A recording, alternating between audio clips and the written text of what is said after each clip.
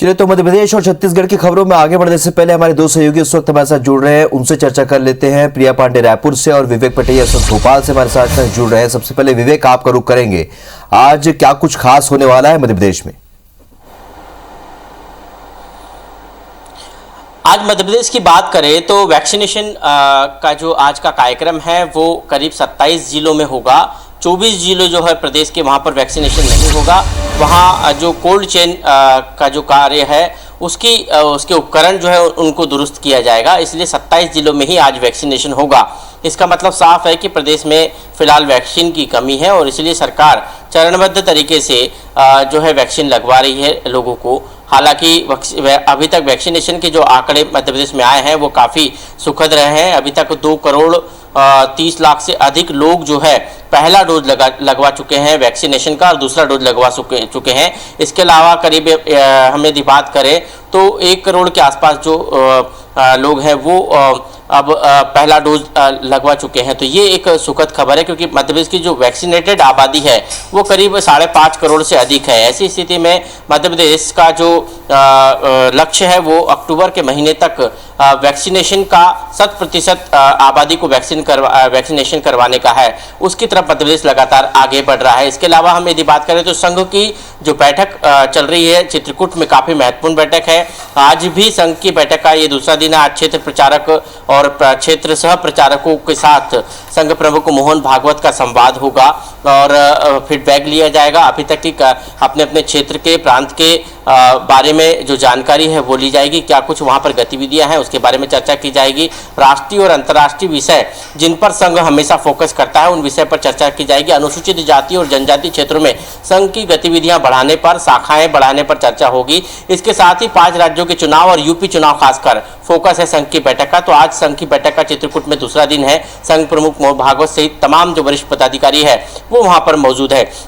इसके अलावा हम यदि बात करें तो आज महामहिम राज्यपाल उज्जैन के दौरे पर रहेंगे और महाकाल के दर्शन करेंगे। पिछले दिनों राज्यपाल मंगू भाई पटेल ने मध्य प्रदेश के 30वें राज्यपाल के रूप में शपथ ली थी। उसके बाद ये पहला उनका महाकाल के दरबार में दौरा है। आज वो महाकाल के शरण में आशीर्वाद लेंगे और आशीर्वाद लेकर प्रदेश की उन्नति और तरक्की की कामना करेंगे। तो मध्य प्रदेश में इस तरह की आज की गतिविधियां हैं। मुख्यमंत्री शिवराज सिंह चौहान मंत्रालय में कई महत्वपूर्ण बैठकों में शामिल होंगे।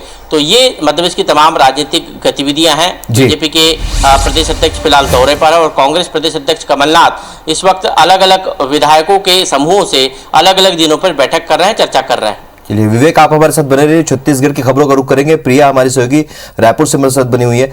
प्रिया, भाजपा की एक अहम बैठक हो रही है, कल भी वो बैठक हुई थी। इधर मुख्यमंत्री जो है शिमला दौरे पर है, जीपी सिंह पर लगातार कार्रवाई जारी है, क्या कुछ अपडेट इन तमाम खबरों पर आने हैं?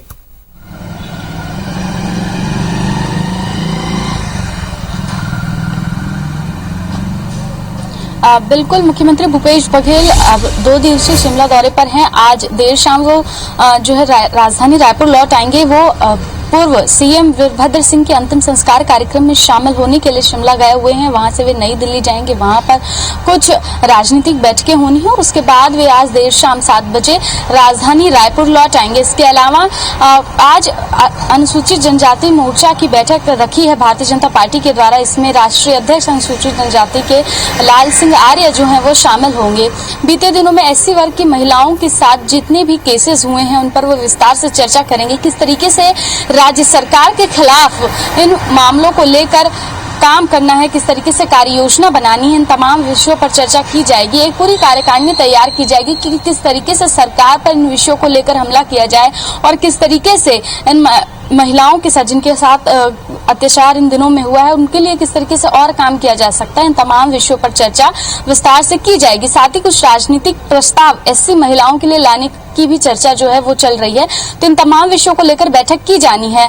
इस वक्त प्रदेश के लिए फिर से एक बार चिंता की बात यह है कि प्रदेश में संक्रमण के मामले फिर से बढ़ने लगे हैं। बीते 24 घंटे में 391 नए संक्रमण के मामले आए हैं राहुल, और ये चिंता की बात इसलिए क्योंकि एक बार फिर से पॉजिटिविटी रेट जो है वो बढ़ने लगा है।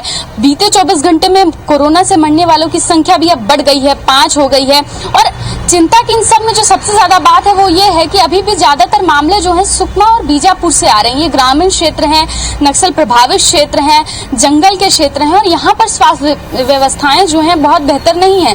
अभी भी बीते 24 घंटे में सबसे ज्यादा केसेस बीजापुर और सुकमा से ही आए हैं। तो ये इस वक्त ज्यादा चिंता की बात है। अभी भी राज्य सरकार भी इसी होड़ में लगा हुआ है कि किस तरीके से अब जो संख्या बढ़ रही है, बीते अब 1 महीने की बात कर लें तो अभी भी ज्यादातर जो केसेस हैं वो सुकमा, बीजापुर या बस्तर के किसी जिले से ही ज्यादा आ रही हैं। तो अभी स्वास्थ्य विभाग की बात कर लें या राज्य सरकार की बात कर लें, उनके लिए चुनौती यही है कि किस तरीके से इन क्षेत्रों पर संक्रमण पर काबू पाया जाए और इन क्षेत्रों में किस तरीके से संक्रमण पर रोक लगाई जाए। तो ये तमाम खबरें हैं राहुल, जिन पर आज दिन भर IBC 24 अपने दर्शकों को अपडेट करवाता रहेगा। बिल्कुल, हम अपडेट दिन भर देते रहेंगे और आप दोनों का हमारे साथ जुड़ने के लिए बहुत बहुत शुक्रिया।